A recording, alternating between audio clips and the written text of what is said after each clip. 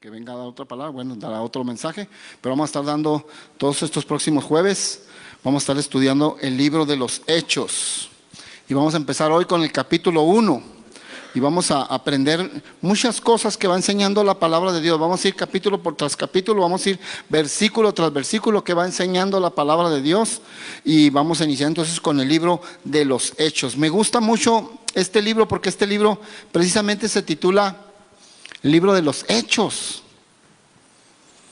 ¿verdad?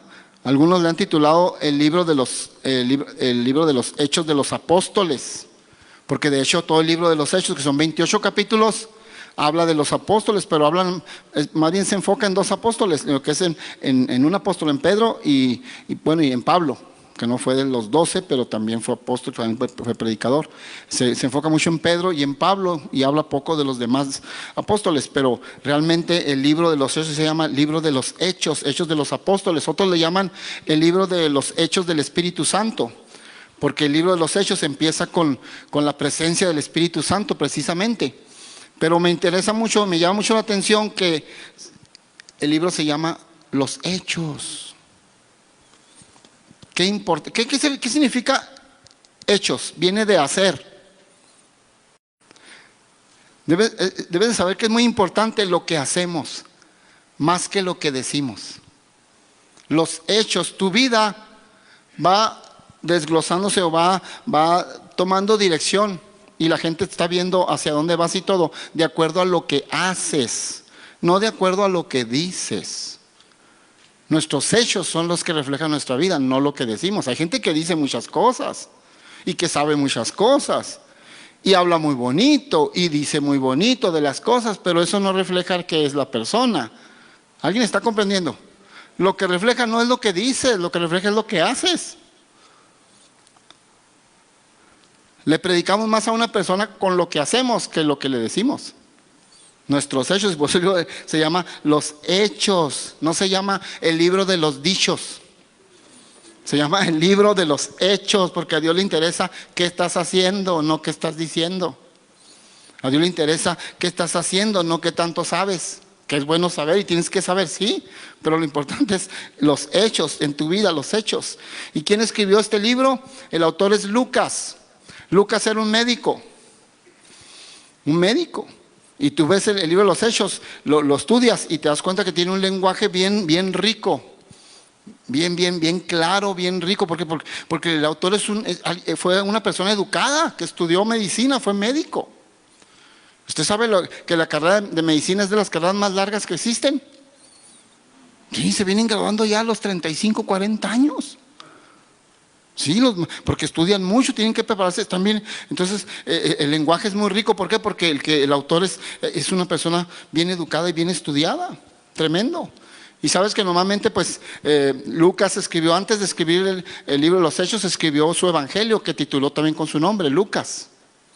Y escribió Lucas, y de hecho el evangelio de Lucas, que escribió primero, habla mucho, menciona mucho, saca muchos pasajes de que cuando Cristo está comiendo, algo de la comida, siempre habla muchas cosas y pone muchas ilustraciones y muchos ejemplos cuando la comida de Jesús, hablando de la comida.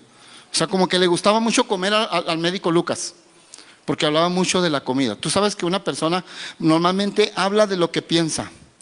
Lo que una persona piensa es lo que más habla. ¿De qué es lo que habla más tu marido, tu esposa? Eso es lo que está piense y piense. Habla mucho del trabajo, pues nomás está pensando en el trabajo.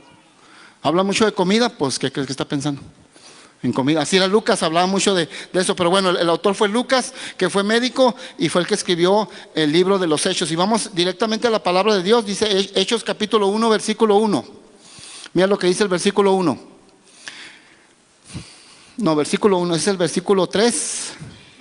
Versículo 1, por favor. Ahí está. Dice, en el primer tratado, oh Teófilo, hablé acerca de todas las cosas que Jesús comenzó a hacer y a enseñar. De todas las cosas que Jesús comenzó a hacer y a enseñar. Aquí está Lucas hablando y empieza diciendo el libro de los Hechos que escribe Lucas y dice, en el primer tratado yo empecé a hablar acerca de cosas que Jesús hacía y enseñaba. ¿De cuál tratado está hablando? Dice que mi primer tratado, quiere decir que ya había escrito algo antes. Pues ¿qué fue lo que escribió antes? El evangelio llamado Lucas, lo había escrito, está hablando de ese evangelio.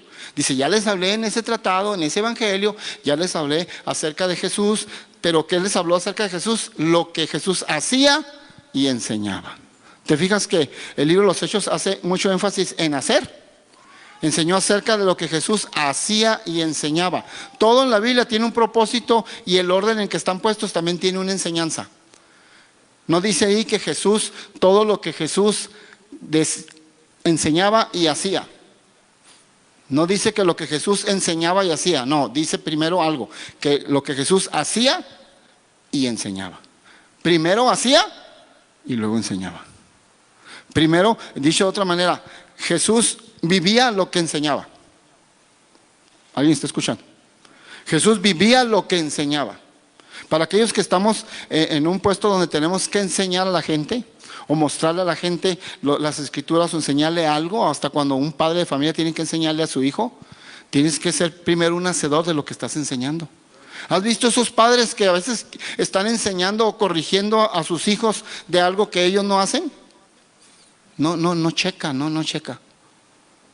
Todo lo que tú vas a enseñar, todo lo que tú vas a corregir, tienes que ser un hacedor de eso. O sea, tú tienes que estar viviendo lo que enseñas. Están muy quietos, iglesia. Están muy calladitos. Pero entonces Lucas está diciendo, ok, en el tratado, en lo primero que escribí, que es el evangelio de que lleva mi nombre, Lucas, les hablé acerca de lo que Jesús hacía y enseñaba. Primero lo hacía, primero lo vivía y luego lo enseñaba. Hay gente que enseña y sabe, no nada más estoy hablando que sepa de la escritura, que enseñe la escritura, que enseñe de cualquier cosa. Hay gente que habla mucho y sabe mucho y enseña mucho, pero no hace. ¿Alguien conoce a alguien así? No levante la mano, no avergüence al esposo, a la esposa ni nada. Pero hay gente que enseña y no hace.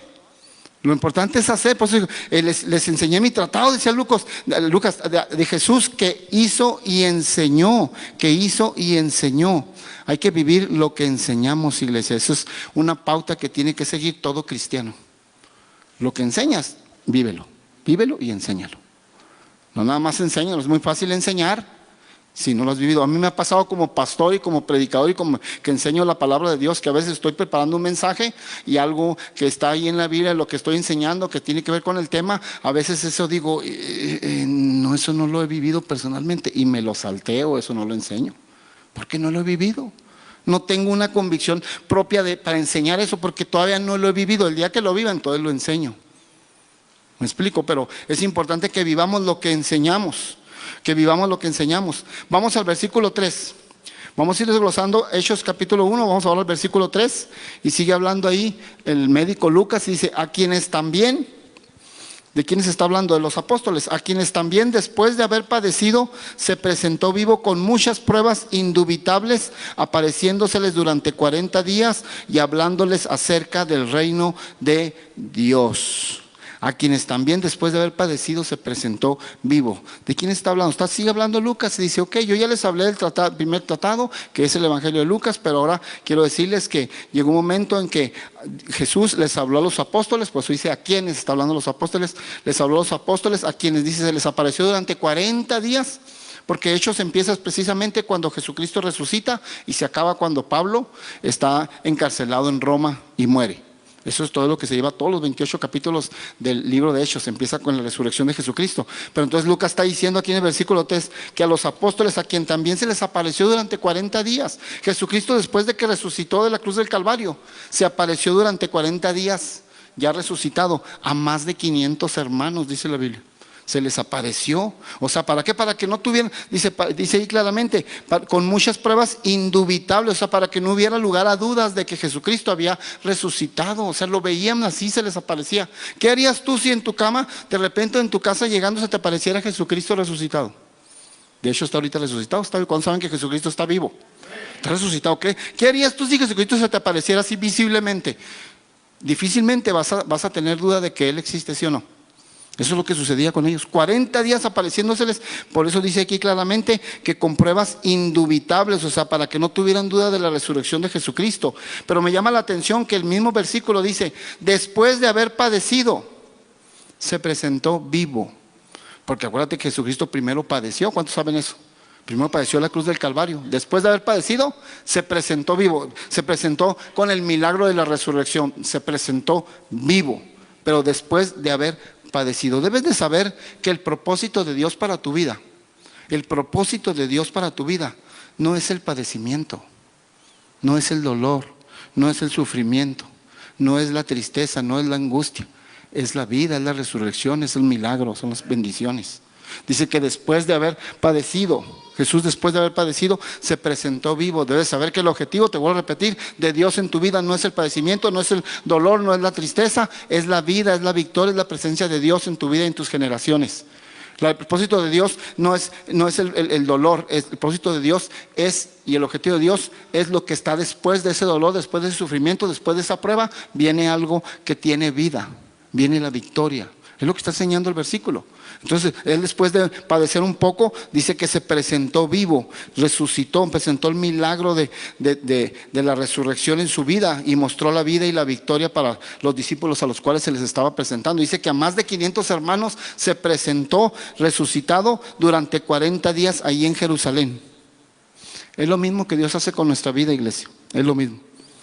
Dice aquí que se presentó con pruebas indubitables, o sea, para que la gente tuviera una prueba, alguna confirmación de que, como vieron a Jesús resucitado, no tuvieran duda de que Jesús existe, que es real y que está allí para darte vida, para darte victoria. Y Dios hace lo mismo hoy en día con cada uno de nosotros.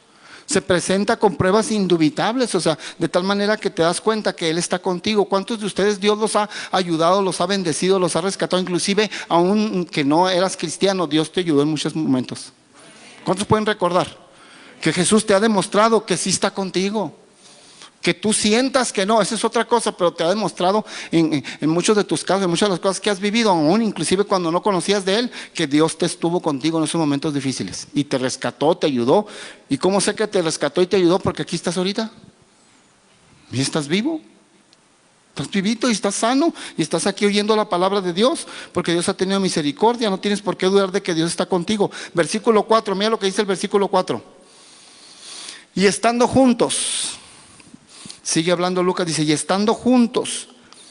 ¿De quién está hablando juntos? Pues todos los apóstoles, todos los discípulos estando juntos, porque ya se les había presentado Jesucristo a más de 500 hermanos, ya habían visto que Jesucristo había resucitado, estaban sorprendidos y estaban muy animados y todo porque veían la vida de Jesús, ya estaba resucitado en victoria. Y estando juntos, les mandó que no se fuesen de Jerusalén, sino que esperasen la promesa del Padre, la cual les dijo, ¿oíste de mí?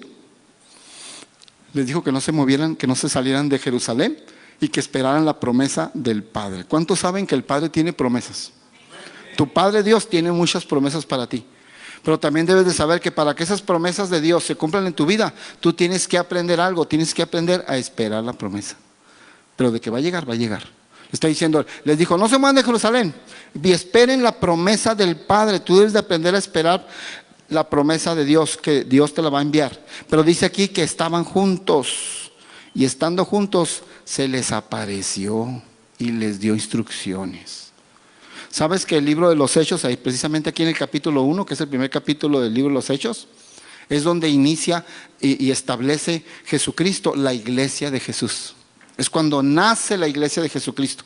¿Cómo nace una iglesia de Jesucristo? Estando juntos, reunidos. Cada vez que nosotros nos reunimos en jueves, en domingo aquí, es la iglesia de Jesucristo. Pero Jesús la estableció en el libro de los Hechos. Y aquí está diciendo, está diciendo en el versículo, Jesús se les apareció. ¿Por qué? Porque estaban todos juntos. Es necesario que cuando la iglesia está junta, cuando la congregación de los santos estamos juntos, reunidos, es cuando Jesús se aparece. Es cuando el poder de Dios se manifiesta. Es cuando los milagros, las señales, los prodigios suceden cuando la iglesia está reunida. Dice que estando juntos fue como se les apareció y empezó a darles instrucciones. Cuando la congregación de los santos, tú estás en una iglesia, perteneces a una iglesia que se llama El Paso Palabra Viva. Esta es tu iglesia. Aquí estamos congregados los santos, aquí estamos ahorita juntos y cada vez que estamos juntos, Jesucristo se aparece. Y cada vez que nos estamos juntos, los milagros suceden. Y cada vez que nos reunimos y estamos juntos, obras poderosas y milagros y señales y prodigios suceden. Porque así es.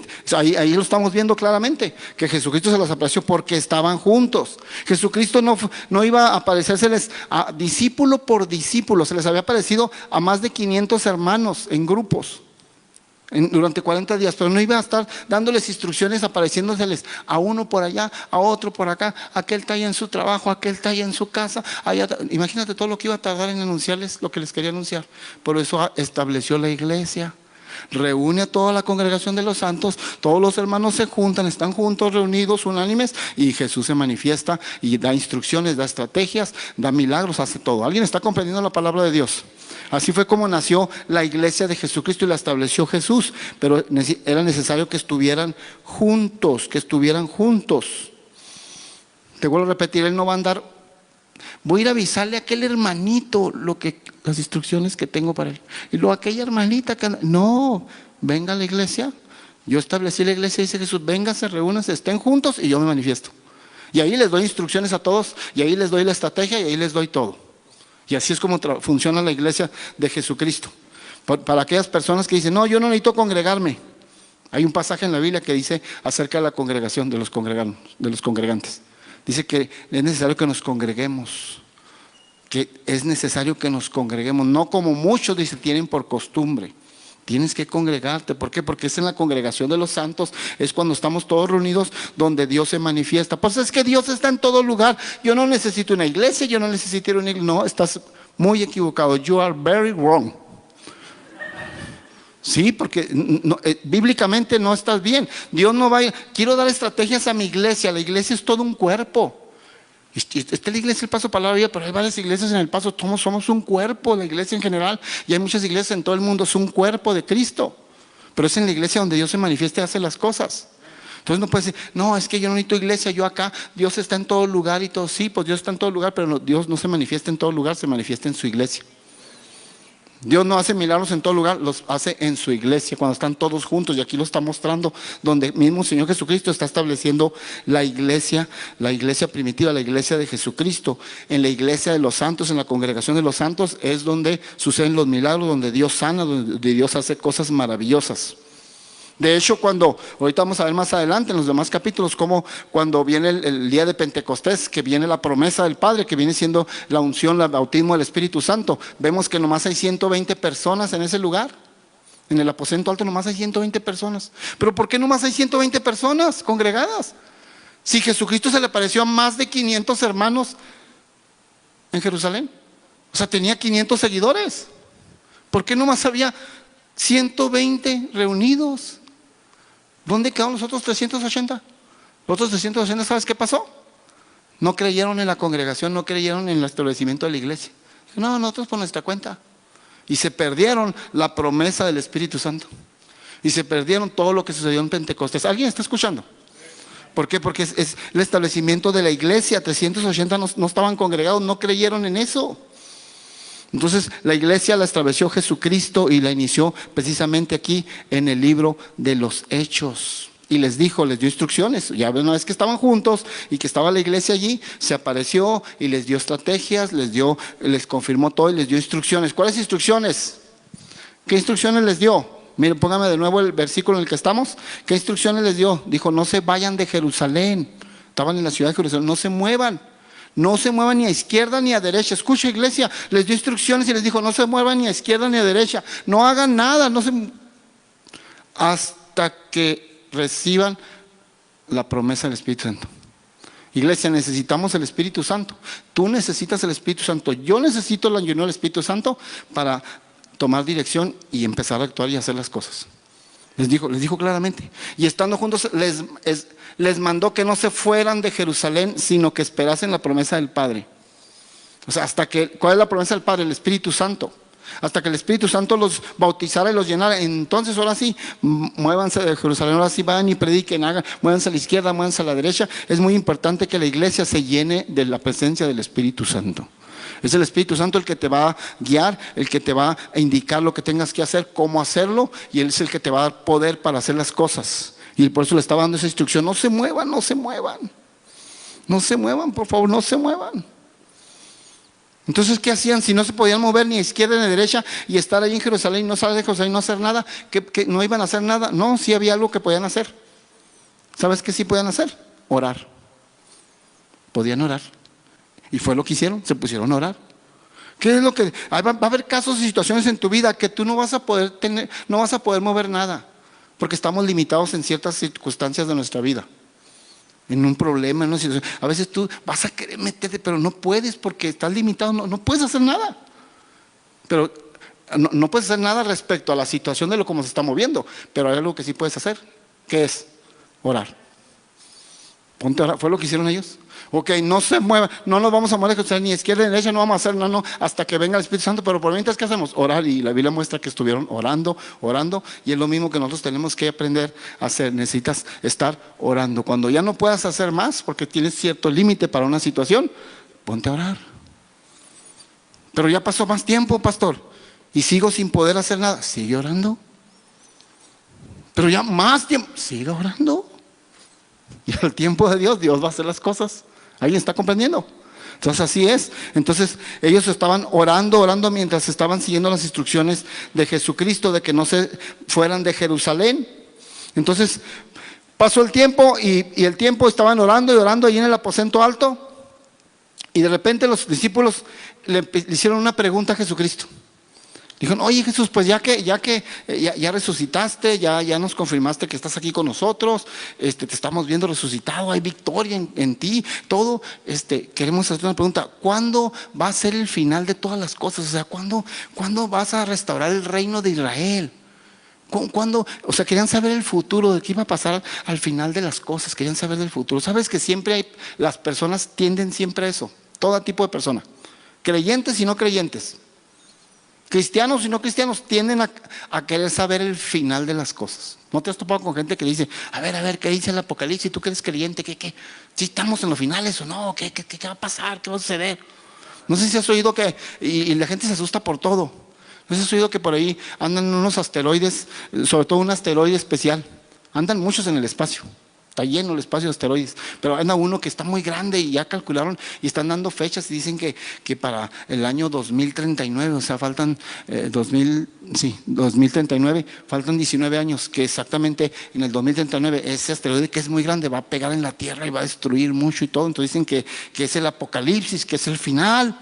Porque en la Biblia, pues en el Apocalipsis habla de un asteroide que le pega a la Tierra a finales de los tiempos y acaba con la tercera parte de la Tierra. Entonces dicen: no, y empiezan a sacar ya conclusiones y la gente anda a ver qué. Y eso es lo que estaban preguntándole a Jesús: ¿cuándo va a ser el final? ¿Cuándo? Que la gente quiere saber el futuro. ¿Sabes qué les contestó Jesús? Les dijo: no les corresponde a ustedes saber los finales. No es su responsabilidad de ustedes saber y conocer el final del tiempo. Su responsabilidad es estar bien en la presencia de Dios. Asegurar que tu vida está consagrada y que tiene comunión con Dios. ¿De qué te sirve saber todo lo que va a suceder y cuándo es el final y qué es lo que va a pasar en el final y te pierdes? ¿De qué te sirvió? Pero estaba muy sabiondo yo. Yo ya sabía todo, Y lo va a estar platicando ahí en el infierno bien padre, ¿no? Pero yo sabía todo lo que estaba sucediendo. Eso es lo que les dice Jesús: no les corresponde a ustedes saber las cosas finales. Así es que no se asuste, no sepan, la gente se asusta y sepan: es que hay guerras, es que ahora y que el coronavirus y que esto y esto. Siempre ha habido enfermedades, siempre ha habido guerras, ya tenemos siglos y siglos con guerras y enfermedades y ciclones y tempestades y todo eso. Lo importante, iglesia, como hijos de Dios, es que te pongas bien con Dios y que te mantengas bien con Dios, aunque no entiendas las cosas finales. ¿De qué te sirve conocer tanta cosa final y saberte al derecho y al revés el Apocalipsis y todo lo que pasa y tu alma toda perdida? Es lo que le contestó Jesús. Vamos al versículo 7, mira, les dijo eso Jesús. Y les dijo: no os toca a vosotros, versículo 7. Les dijo: no os toca a vosotros. Les dijo: no os toca a vosotros saber los tiempos o las sazones que el Padre puso en su sola potestad. O sea, dicho de otra manera, no les corresponde. ¿Qué te importa? Se está diciendo, no os toca a vosotros saber, o sea, ¿para qué quieres saber los finales? Tranquilo, aumenta tu comunión conmigo, permanece en consagración conmigo, y no importa lo que pase, yo te voy a rescatar, tú vas a vivir conmigo, así de sencillo, le está diciendo. Dice, porque esas cosas las puso en potestad de mi Padre, solo mi Padre las sabe. O sea, ni Jesús sabe los tiempos finales, iglesia, ni Jesucristo, el Hijo de Dios, sabe el final. Lo dejó en la propia potestad, dice, ¿de quién? Del Padre. Dios sí lo sabe, pero Jesús no. Y ahora resulta que hay gente que hasta es más sabia que Jesús porque pone hasta fechas. Ya salió gente bien sabia, hasta más que Jesucristo, que pone fechas y dice, no, ya, ha habido ahí por ahí una secta que se llama Testigos de Jehová, que han puesto fechas y fechas, y ya últimamente ya no, porque ya se quemaron mucho, pero han puesto fecha y fecha y fecha, y a todas le han errado. Porque, pues, oye, si Jesucristo no lo sabe, el único que sabe es el Padre. ¿Tú crees que cualquier ser humano lo va a saber? Si nomás lo sabe el Padre. Ni el Hijo de Dios lo sabe.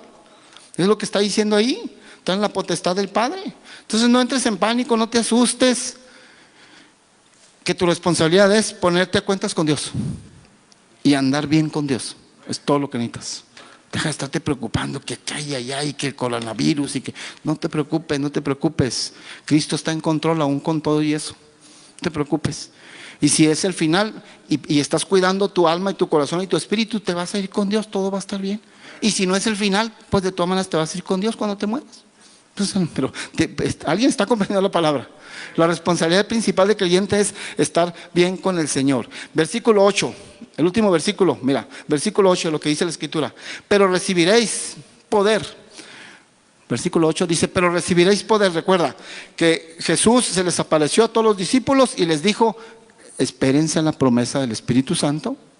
No se muevan de Jerusalén, no hagan nada, no se muevan izquierda, derecha, no empieces a arrancar un negocio, no empieces a empezar esta carrera, a hacer eso, que sea el Espíritu Santo en ti que te indique y te dé el poder para emprender lo que vas a emprender, para que asegures la victoria. Eso es lo que está diciendo, espérense a la promesa, espérense a que seas llena del Espíritu Santo. Y les dice, versículo 8, pero recibiréis poder cuando haya venido sobre vosotros el Espíritu Santo. Y me seréis testigos. Y me seréis testigos en Jerusalén, en toda Judea, en Samaria y hasta lo último de la tierra. Ahí está. ¿Cuántos les gusta el poder? ¿Cuántos quisieran tener poder de Dios? Ok, espera que seas bautizado y lleno del Espíritu Santo. Ahí vas a tener poder. La Biblia le llama al poder, le llama a ese poder, le llama power, le llama dunamis. ¿Qué quiere decir? Dunamis viene de dinamita. Es el poder del Espíritu Santo en tu vida. Es una dinamita, es una bomba, es un poder tremendo. Pero lo necesitamos. Dice, recibiréis poder cuando haya venido sobre vosotros el Espíritu Santo. ¿Cuál es el propósito de que Dios te bautice con el Espíritu Santo? ¿Cuál es el propósito de que tengas el Espíritu Santo con llenura? Ahorita explico lo que es la llenura del Espíritu Santo y lo que es tener el Espíritu Santo. No te asustes, el Espíritu Santo ya lo tienes. En el momento en que tú recibes a Cristo Jesús en tu corazón, viene el Espíritu Santo a tu vida. Tú ya tienes el Espíritu Santo. Una cosa es que el Espíritu Santo venga a ti, esté en ti, y otra cosa es que el Espíritu Santo te tenga a ti. Quiero aclarar eso, quiero que entiendas muy bien lo que es la llenura del Espíritu Santo y lo que es tener el Espíritu Santo.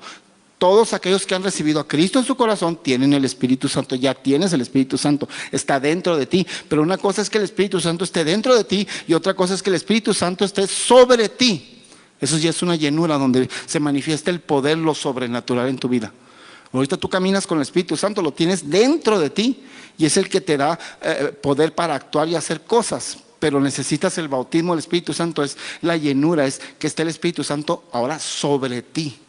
Te sumerjas sobre el Espíritu Santo y el Espíritu Santo es cuando se empieza a manifestar, a hacer lo sobrenatural. Bueno, aquí dice, pero recibiréis poder cuando haya venido sobre vosotros el Espíritu Santo y me seréis testigos. Te decía, ¿cuál es el propósito para que Dios te llene el Espíritu Santo?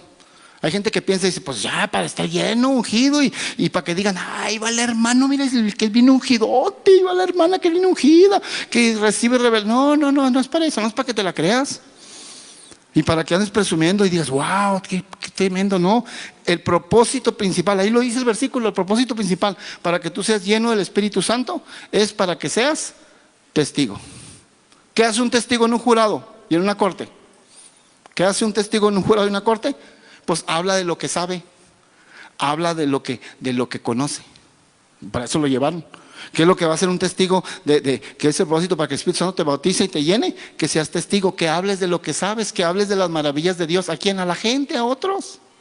Es una responsabilidad de todos los cristianos, iglesia. Todos tenemos que estar ministrando y evangelizando a otros. No te quedes con todo lo que Dios te está dando. Es para que lo enseñes a otros. Por eso vas a ser lleno del Espíritu Santo. ¿Para qué quieres estar pidiendo el Espíritu Santo y lléname y no testificas?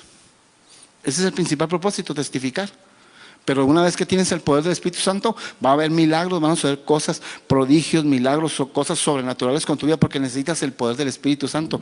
Pero lo que quiere hacer el libro de Hechos, iglesia, lo que quiere hacer el libro de Hechos y lo que está haciendo en el primer capítulo que estamos viendo, quiere animarte, quiere motivarte a que te apasiones por el Espíritu Santo, que lo anheles.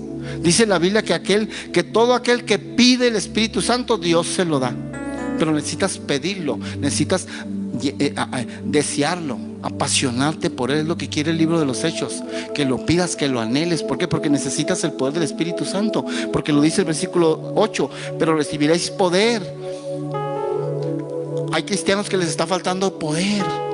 ¿Y por qué sigo en la misma condición? ¿Y por qué no venzo esto que tengo que vencer? ¿Y por qué vuelvo a caer en ese mismo pecado?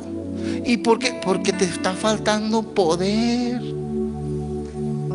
Porque ya vive el Espíritu Santo dentro de ti, pero no está sobre ti. ¿Alguien está comprendiendo lo que es la llenura del Espíritu Santo? No está sobre ti para que te dé el poder y se manifieste lo sobrenatural en ti. Y ya una vez que está sobre ti, que es cuando te bautiza, entonces hay poder sobre ti. Entonces ya tienes poder para vencer malos hábitos, para vencer esto, para vencer aquello, para vencer los malos pensamientos, para vencer el mismo pecado que estás cae y cae. Pero necesitas el poder. Pero recibiréis poder cuando haya venido sobre vosotros el Espíritu Santo. Tú debes de anhelar la llenura del Espíritu Santo, iglesia. Tú debes de anhelar la llenura del Espíritu Santo para que tengas poder. ¿Cuántos desean ese poder? ¿Cuántos hoy en esta noche van a anhelar el Espíritu? Los músicos que van pasando, ¿cuántos en esta noche van a anhelar el Espíritu Santo sobre tu vida? Que te llene, que te bautice. El siguiente capítulo, que es el capítulo 2 que vamos a estar viendo en la siguiente administración, pues ya habla de la llenura y de cómo se manifiesta el Espíritu Santo en Pentecostés y todas las cosas que empiezan a suceder. Lo veremos ya después en el siguiente mensaje. Pero hoy aquí vamos a terminar donde realmente hay poder. Debes de saber que hay poder en el Espíritu Santo. Debes de anhelarlo, debes salir de tu corazón, querer ser bautizado del Espíritu Santo, que esté sobre ti, que te llene. ¿Para qué? Pues para que seas testigo. Porque a veces te da miedo, te da temor hablarle de Cristo a una persona. Y muchas veces Dios te ha puesto, y no me digas que no, Dios te ha puesto en tu corazón. Háblale a esa persona de Cristo. Dile y no le hablas y te quedas callado, callada. Te da miedo, te da temor. ¿Por qué crees que te da temor y miedo y vergüenza? No es porque no amas a Dios. Sí lo amas a Dios, por eso estás aquí. No es porque no ames a Dios, es porque te falta el poder del Espíritu Santo. Y recibiréis poder cuando haya venido el poder ese. Entonces cuando venga ya el bautismo del Espíritu Santo y estés lleno del Espíritu Santo, ya no te va a dar pena, ni vergüenza, ni temor para ir a hablarle de Cristo a esa persona. Iglesia, necesitamos ser una iglesia que evangeliza, que testifica las maravillas de Dios a otros. La única manera de que una iglesia crezca, que una iglesia tenga avivamiento, es siendo todos nosotros testigos y predicando y hablando de las maravillas que Dios hace con otras personas. Si no, la iglesia no crece. Vamos a seguir siendo los mismos. Siempre vamos a seguir siendo los mismos. Va a llegar una que otra gente, sí, pero siempre siendo los mismos. Y este evento y este congreso y los mismos y los mismos. Y no crece y no hay avivamiento, porque pues la iglesia no está testificando. Tú debes de ser un hombre o una mujer que está testificando. Ese es el propósito principal. Porque hay muchos propósitos que cumple el poder del Espíritu Santo sobre tu vida, pero el principal es que seas testigo. Que cumplamos la misión de Mateo 28: ir y hacer discípulos. Y tú y yo tenemos esa responsabilidad de ir y hacer discípulos y hablarle de Cristo a otros. Pero necesitas el poder del Espíritu Santo. Mira, nomás analiza todo lo que Dios ha hecho por ti desde que conoces a Cristo para acá. Te salvó del infierno. ¿Cuántos saben que Dios te salvó del infierno? Te dio vida eterna. Mira todo lo que ha hecho Dios por ti. Te ha dado vida eterna. Te sacó de la vida de pecado, te sacó del sufrimiento, te perdonó, te cambió a ti, te cambió a tus hijos, te ha sanado, te levantó tu matrimonio, te ha bendecido a tus hijos, te ha bendecido tu negocio, te ha prosperado económicamente, te ha dado la paz que nunca habías tenido en tu vida, la paz que da Cristo Jesús.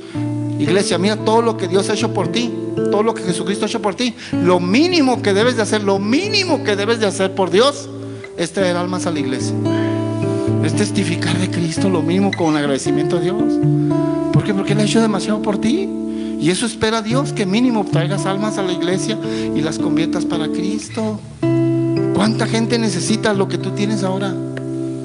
¿A poco no? Analiza poquito. ¿Cuántas personas conoces que llevan unas vidas?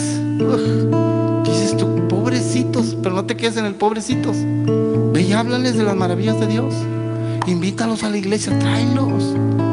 Porque ese es el principal propósito por el cual Dios quiere llenarte con el poder del Espíritu Santo.